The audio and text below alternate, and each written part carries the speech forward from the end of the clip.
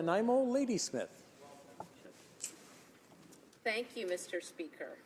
I'll be splitting my time with the member for Victoria. Because climate change is the challenge of our time, I stand in support of ratifying the Paris Accord. And here is why action is so badly needed. Climate change impacts are already being felt in my riding. We already see hotter water harming chum, chinook, and coho salmon returns on the Englishman, Cowichan, and Nanaimo rivers and in Mill Creek. Salmon are also harmed by drier rivers resulting from reduced snowpack. 2 decades of pine beetle infestation in our province have led to dozens of mill closures and tens of thousands of job losses. Ocean acidity has increased 30% and is expected to increase up to 150% by the end of the century. And worldwide, since 1975, oceans have absorbed 90% of the excess heat of global climate change. And this has already had big economic costs for us. BC's $2.2 billion fishery and aquaculture sector is at risk with its 14,000 jobs. Worldwide, fisheries stand to lose $10 billion of their annual revenue. Climate change caused ocean acidification, killed 10 million scallops just north of my riding. That was 3 years worth of production. And the CEO of Qualicum Oysters said, quote, "I'm not sure if we are going to stay alive, and I'm not sure if the oyster industry is going to stay alive." Power generation is affected too. In 2009, we saw the lowest water inflows in 46 years at Vancouver Island power plants. And forest fires cost British Columbia $877 million over the last 5 years.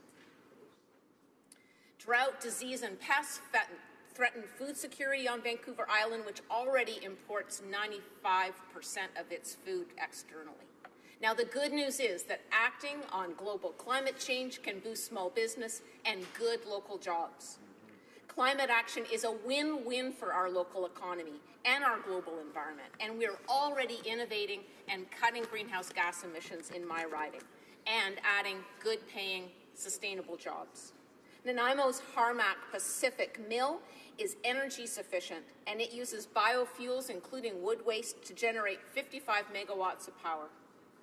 The Greater Nanaimo Pollution Control Centre captures methane to convert to electricity, and it's powering 300 homes.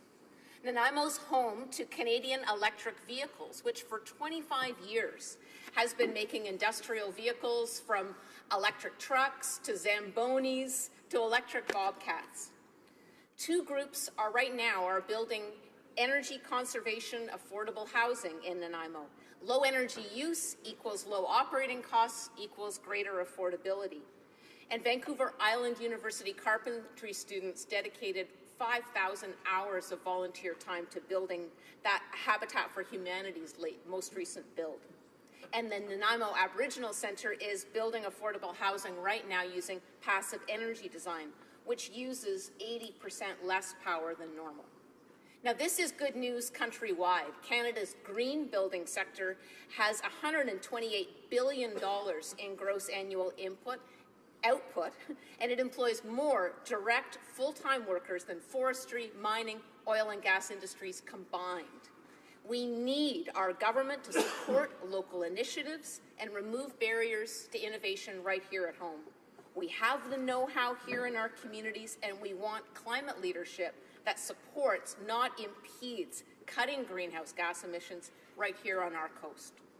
Now, I talked with Nanaimo renewable energy entrepreneurs at the Vancouver Island Economic Alliance Summit a few years back. They said the Harper government and our BC government put up more barriers to their industry than anywhere they know in the world. They are both manufacturing and selling outside our community and outside our province. That is a lose-lose for environment and economy. Canada cannot afford to stand on the sidelines when it comes to tackling climate change and transitioning to a cleaner, greener economy. With 50,000 people employed directly in more than 800 clean tech firms, Canada could be a global leader. But this needs federal government financing and policy support. And so it's time we had a truly balanced, sustainable approach to developing our energy resources in Canada. And this means creating lasting, sustainable prosperity while making Canada a global leader in the clean tech sector of tomorrow. But the bad news is that it feels like the Liberals are repeating their old pattern of breaking promises.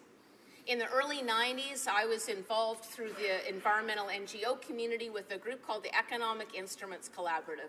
We were working with the Canadian Association of Petroleum Producers, TransAlta, Lafarge Cement, the biggest polluters in Canada, working together to try to design economic instruments to deal with air quality problems. One of them was global climate change. The Liberals at that time were elected in 1993 on a platform to reduce greenhouse gas emissions 20% by 2005. Instead, they ignored this collaborative regulatory design that we had worked together, had achieved this amazing consensus between disparate groups. The Liberals chose not to implement that, and instead emissions increased by over 30%. And by 2005, to our shame, the United Nations had reported Canada's pollution had increased more than any other signatory to Kyoto.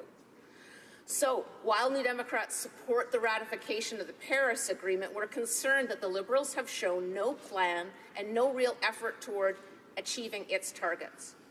Now, Canadians elected this Liberal government on the promise to establish national emission reduction targets. That was in their platform. Now, in government, they're backtracking to what they used to call catastrophic Harper targets, and Canada is still without a national greenhouse gas reduction plan. All spring, Liberals in this House kept telling us we have committees, but committees don't reduce emissions. Now, carbon pricing won't guarantee a greenhouse gas reduction either, and it won't meet the Paris targets. Carbon pricing without emission reductions leaves it to the market to decide how much pollution we get, and leaving it to the market is how we got into this mess in the first place. Now, Conservatives compounded that mess, there's no question. They disgracefully put Canada on the climate fossil map as the first signatory to withdraw from Kyoto. They defunded the National Roundtable on Environment and Economy, a group that we sorely need right now. They failed to monitor or regulate emissions from the fossil fuel industry, and they continued to give their corporate fossil friends tremendous billions in annual tax breaks. Yet, Liberal decisions are not looking very climate-friendly right now either. Approving the Pacific Northwest liquid natural gas project is inconsistent with the federal government's commitments to lead on climate change and clean innovation. And at 10 million tons, it will be one of the largest carbon polluters in the country. No meaningful consultation and accommodation with Indigenous communities. And that feels to us like the Site C Dam problem as well. This summer, at the site of the proposed dam, Indigenous leaders showed me BC Hydro pulverizing old-growth forest, mulching a carbon sink during reservoir preparation, and this is all to power further fossil fuel production. It's an embarrassment for us. So we're looking for real climate action. We are looking for ratification of the Paris Accord, but we need regulation, we need reduction of greenhouse gas emissions, we need support for innovation to create sustainable jobs.